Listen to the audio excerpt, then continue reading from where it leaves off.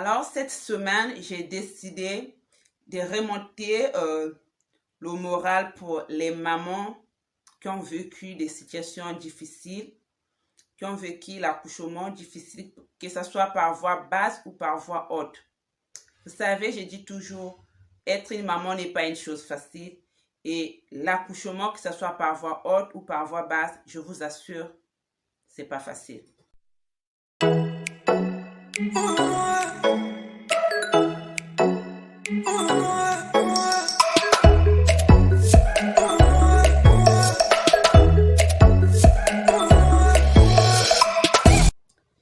Elle a accouché par voie basse. Le jour de l'accouchement, je vous épargne les détails. Elle s'est déchirée au niveau du col jusqu'en bas. C'était compliqué. Elle a eu beaucoup de craies. Et pour remettre avec son X, c'était compliqué.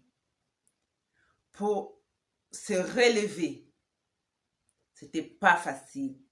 Et elle est restée avec des séquelles jusqu'à aujourd'hui.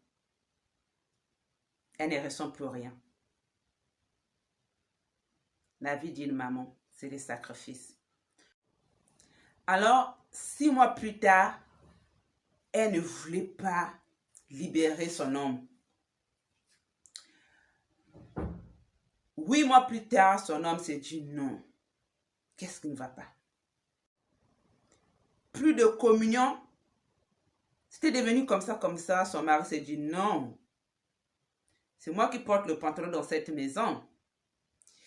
Et je ne condamne pas son mari. Son mari est arrivé à commander son jumeau, mais en jouet. L'histoire de la réveiller. Son mari a dit, même ça, tu ne réagis pas, mais à plus forte moi là, je vais souffrir. Son mari commençait à lui tromper.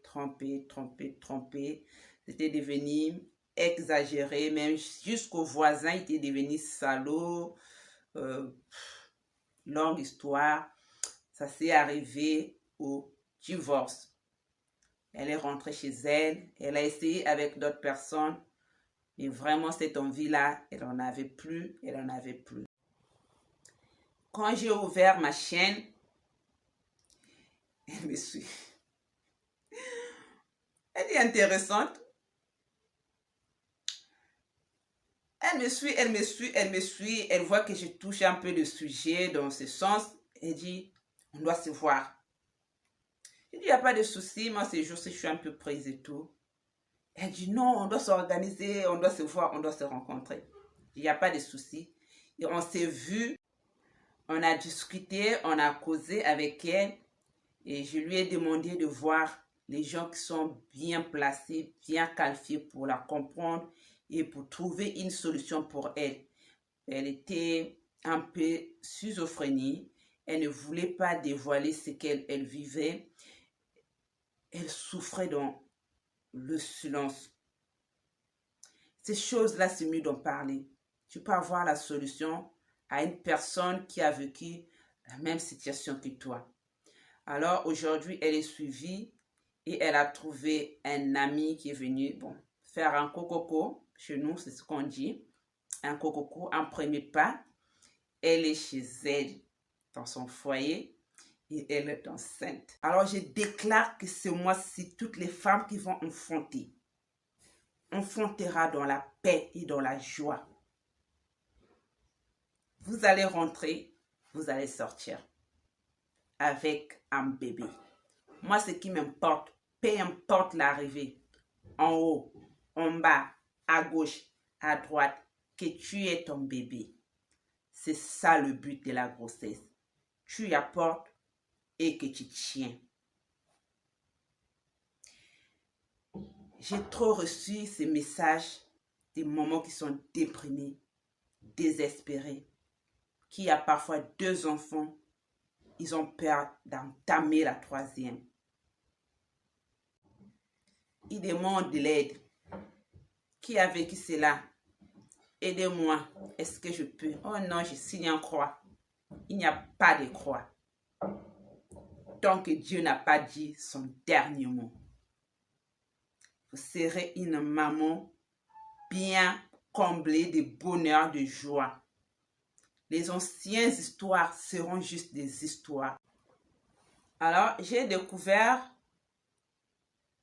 un verset biblique, Jean 16, verset 21. Cette parole dit, la femme, lorsqu'elle enfante, éprouve de la tristesse parce que son heure est venue. Mais lorsqu'elle donne le jour à l'enfant, elle ne se souvient plus de la souffrance à cause de la joie qu'elle a de ce qu'un homme est né dans le monde.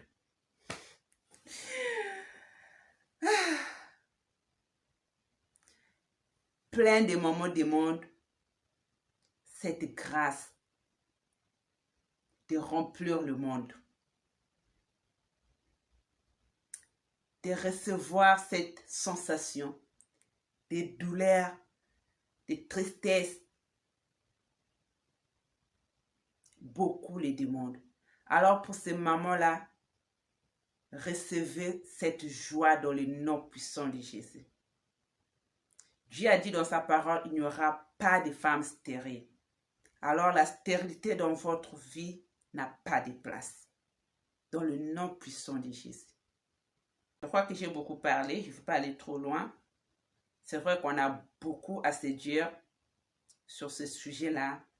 Mais aujourd'hui, je vais m'arrêter par là. Je vous aime bien. Je dis à la prochaine vidéo.